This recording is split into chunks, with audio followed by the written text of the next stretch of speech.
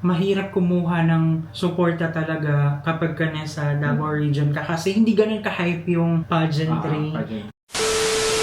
Hi guys! And welcome back to our channel. My name is Janae. I'm Yay! For today's vlog ay manonood ulit tayo na naging full performance ng isa sa mga delegates for the upcoming Miss World Philippines 2024. And it's going to be Jane Genovesa from Davao del Sur. Welcome, Ugmadaya. Wow!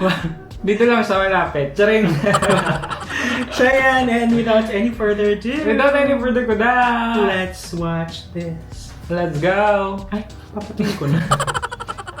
Jane Darren Genovesa, Davao del Sur. Confidence. I love it. Naiwan yung kasunod niya sa blocking. Hinintay niya, in fairness. Nantakad niya din, ah.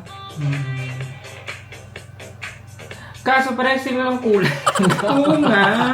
Parang, ang hirap na ganun, di ba? Yung kapag ka, hindi kayo nag-usap, hindi ka nagsabot-sabot, pero pagdating sa venue ay Pareha na winning.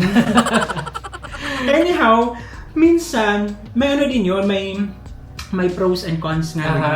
Minsan kasi kung ikaw yung maganda yung suot or feeling mo ikaw talaga yung aangat, it's a win for you. Parang ganon, di ba? Kaya nga, just make sure na each and every time na you go out there and show yourself to the people, make sure na you are pleasing or walang kumbaga kapuna-puna or kakutsa-kutsa. I mean, kasi alam mo naman yung mga tao, di ba? the very best version of you, ganyan. True laling. Uy! Maganda rin yung ano niya, ah. Pasarela. Hindi yung titig niya. Yan. Wow. Ang ganda nung instant turn na yun, ha. Kumbaga yung look niya, yung fierce na ano. I can't wait for her Beauty with a Purpose video. Pero ang ganda, like, beautiful. Yeah. Like Oo. Mia. Tsaka photogenic din siya. Ang ganda ng mga photoshoots niya na nakita ko nung mga nakaraan. Yung Sobrang- recent photoshoots niya na nirelease sa Sockman. No, yes. Ayan, and ay, nakita ko na naman ulit yung pinakamaganda nating drag race nga na kalimutan ko na naman yung pangalan. Manila Luzon. Manila Ano Luzon. ba yung sinabi mo nung nakaraan? Manila Luzon na pinadyosa. Kasi maganda naman din talaga si Manila Luzon.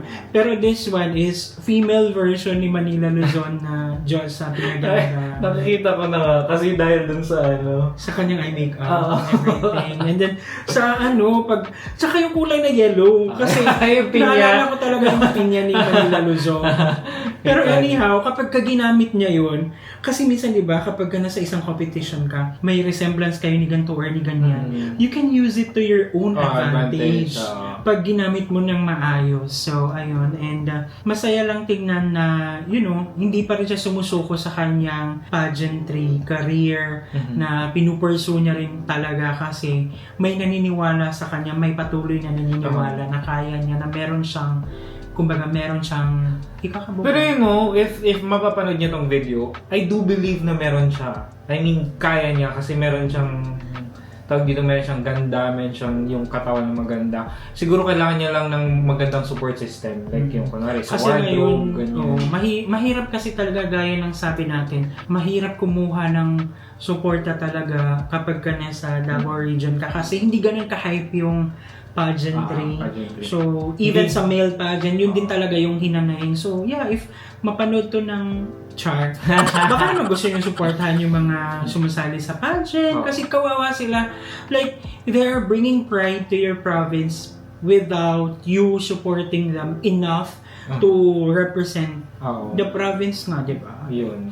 Kasi sa ibang lugar din naman talaga, bayanihan sila. Lalo na yung mga nakaposisyon na may funds talaga. Talagang, Give budget. Shout out to Iloilo. Grabe ang support nila. And yeah, thank you so much. At sinamahan nyo na kayo sa nagdaang video. If you like this video, don't forget to give it a thumbs up. If bago kayo sa ating channel, don't forget to subscribe, hit that notification bell para updated kayo sa ating mga next uploads. And guys, thank you so much for watching our videos. We have a lot of videos done and we have a lot of videos coming. So keep watching us. See you in the next video. Bye!